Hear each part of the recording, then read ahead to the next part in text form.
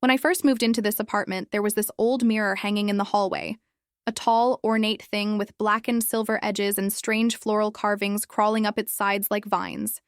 It looked antique, maybe even expensive. I thought about taking it down once or twice. It didn't match the rest of my decor. But something about it felt too personal to remove. Like it belonged here more than I did. So I left it. For months, it just hung there, quietly collecting dust and reflecting the dim light of my hallway at night. Then, about 3 weeks ago, I started noticing something. It was small at first, barely there. One morning, while brushing my teeth, I caught my reflection blinking. Just a second too late. You know that weird feeling when your brain hesitates, trying to decide if you actually saw what you think you saw? That was me. I laughed it off, of course. I need more sleep, I told myself. Maybe it was the light. Maybe my eyes were just slow.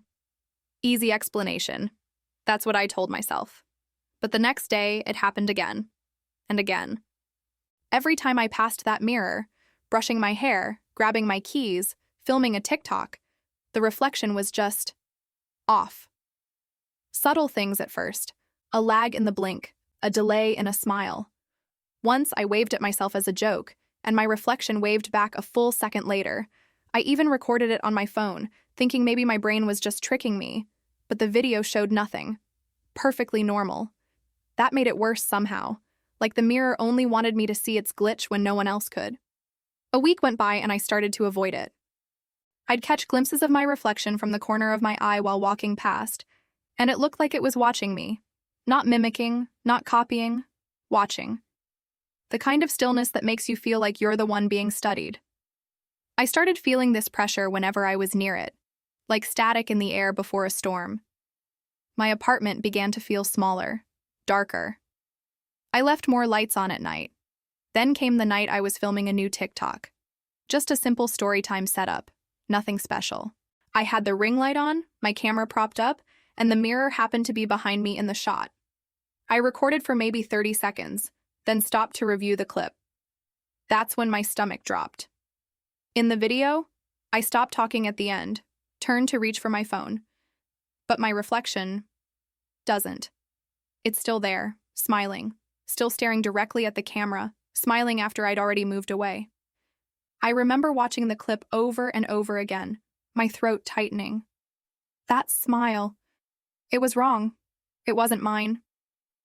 The corners of its mouth stretched too wide, like it was straining to keep itself from bursting into laughter, the kind of smile that hides teeth you shouldn't see. I looked up from my phone and turned toward the mirror. My reflection was standing perfectly still. I wasn't. I moved my hand. It didn't. I tilted my head. It stayed staring, eyes unblinking. Then, slowly, it started to tilt its head too, but the wrong way. Opposite mine. I felt my knees go weak. My voice caught in my throat, but no sound came out. The air felt heavy, thick, like I was underwater. I don't know what possessed me, but I stepped closer. Closer to the glass. My reflection leaned in too, but it wasn't matching my movements. It was anticipating them. Like it knew what I was going to do before I did it. I was inches away from the mirror when I noticed something that made my blood run cold. The faintest breath on the inside of the glass. The fog didn't come from me. I stumbled back, grabbed a blanket from the couch, and threw it over the mirror. My hands were shaking. I could hear my heart pounding in my ears. I remember whispering to myself, "It's just in your head. It's just in your head." But then I heard it. A whisper. From behind the blanket. My own voice, quiet, distorted, and impossibly close. It said, "Finally, you looked long enough." I froze. Every hair on my body stood up. I wanted to scream, to run, but I couldn't move. The voice came again, clearer this time. "I've been waiting." The words crawled out from behind the glass like a slow exhale.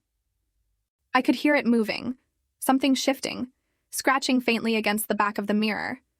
I ran. I left the light on and locked myself in the bedroom.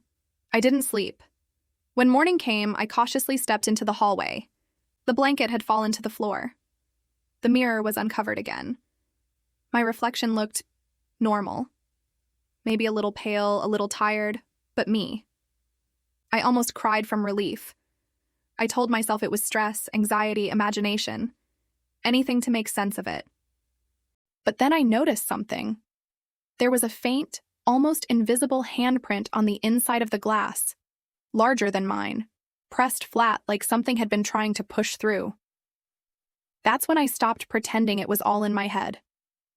I covered every mirror in my apartment, bathroom, hallway, closet, every reflective surface I could find. For a while, things were quiet, but silence can be worse than noise. Every night, I'd hear faint tapping, like fingernails brushing against glass coming from somewhere in the apartment. I'd walk from room to room, holding my phone like a flashlight, trying to trace the sound. It always stopped the second I got close. Then last night, everything escalated. I woke up to a notification, a TikTok live stream. My account was live, but I hadn't started it. When I opened the app, the live feed showed my hallway, the mirror. The blanket was gone again. The camera was facing it, and in the reflection, I was standing there, motionless, smiling that same awful smile.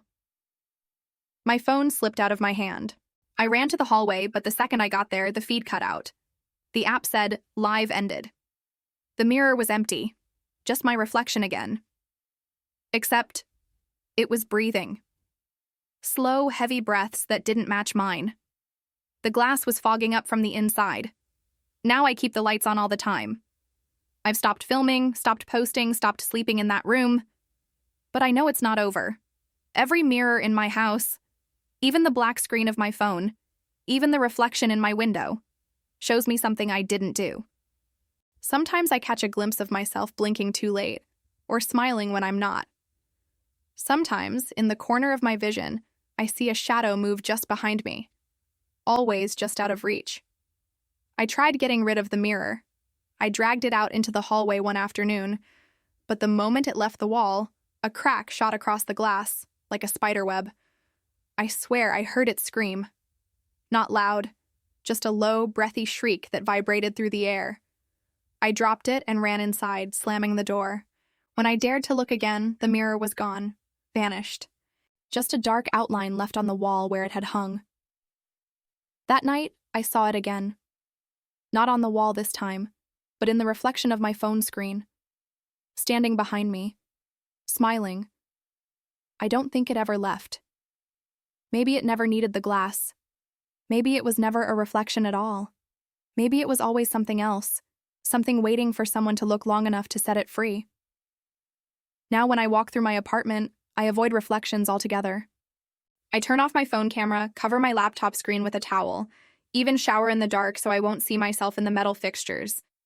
But sometimes, late at night, I can still hear it. The faint sound of nails dragging down glass, echoing from nowhere and everywhere at once. I think about what it said. Finally, you looked long enough. And I wonder if that's what it needed. Attention. A gaze. Maybe I brought it to life just by noticing. Maybe mirrors don't reflect us at all. Maybe they remember us. Every glance, every movement, stored somewhere on the other side until it learns how to step through. If you're watching this, if you're seeing me tell this story, maybe you're looking into a screen right now, a kind of mirror, isn't it? If you see me blink too late or smile when I shouldn't, don't look too long, don't watch the reflection. Because once it knows you re-watching, once it feels your eyes, it starts to learn you too. And then, when you least expect it, when you turn away thinking you're safe, you'll hear it, your own voice, whispering from behind the glass, saying, "Finally, you looked long enough."